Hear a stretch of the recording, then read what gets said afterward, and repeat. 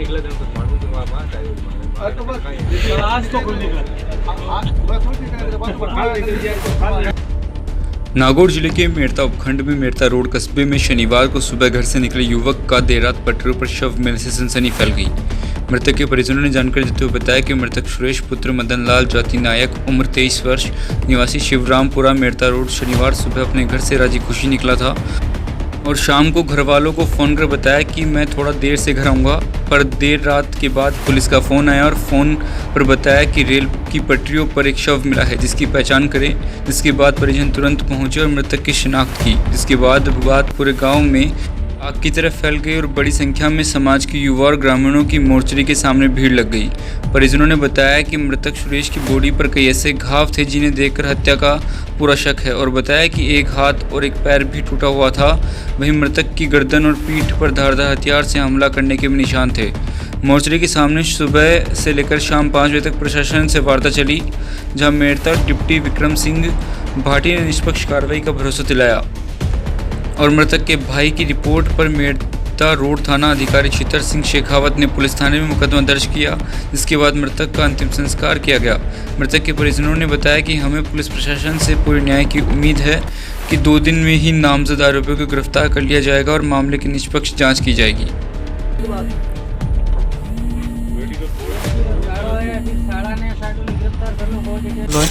मेरे भाई की हत्या की गई है, ये ट्रेन से नहीं बता और हमें शंका है। हमें डिप्टी साहब 3 दिन का टाइम दिया है, तो वो 3 दिन बाद कार्य की जाएगी।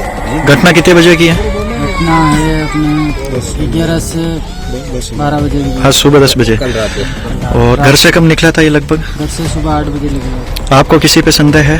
हाँ, इसके ससुराल वाले में और गंगाड़ा की एक लेडीज है इस पे। अच्छा, थाने में कोई FIR वगैरह दिया आपने? हाँ।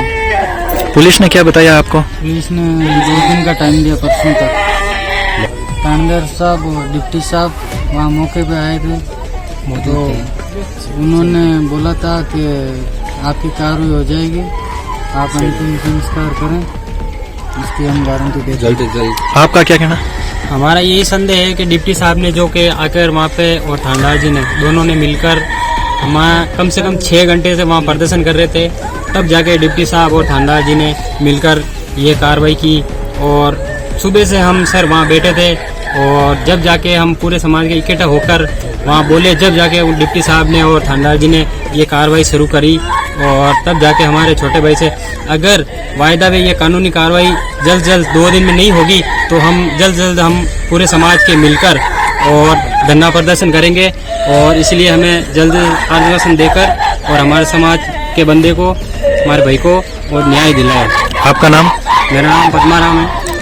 आपका नाम क्या बता? प्रकाश, बड़ा भाई।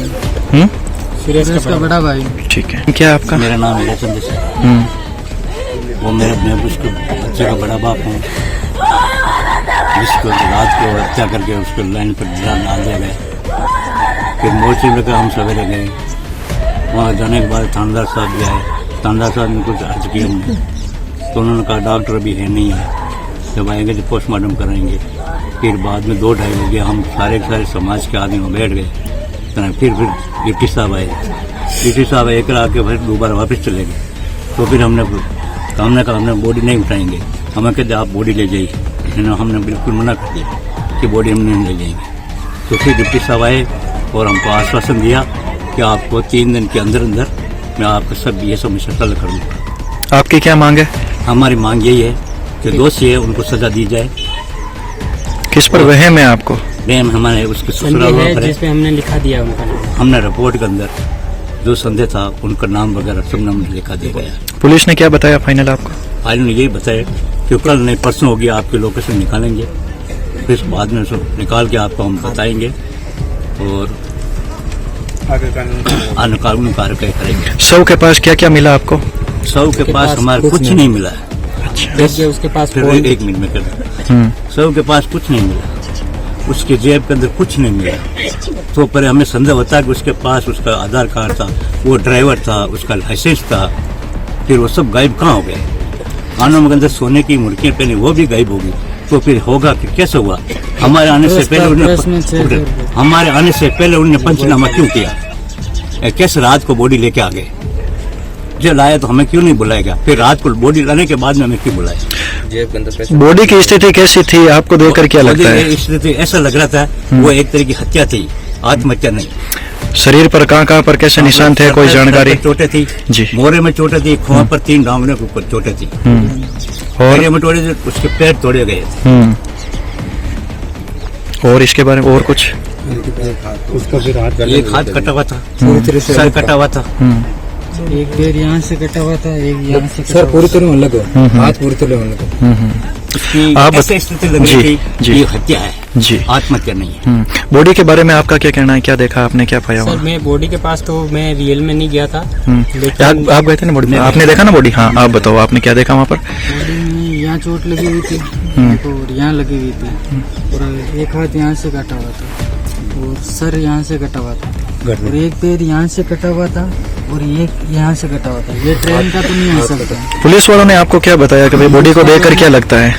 बॉडी को देख के तो हत्या लग रही है, लेकिन पुलिस वाले तो ये बोल रहे हैं कि ये तो ट्रेन से कट गया। ट्रेन से कटता तो पूरा बराबर कटता एक साथ। हमें संदेह है बस। जो साथ हमें संदेह है इसकी हत्या की गई है और वो आत्महत्या कर नहीं सकता, इसका तो विश्वास है नहीं। घर से राजी खुशी गया। घर से राजी खुशी गया।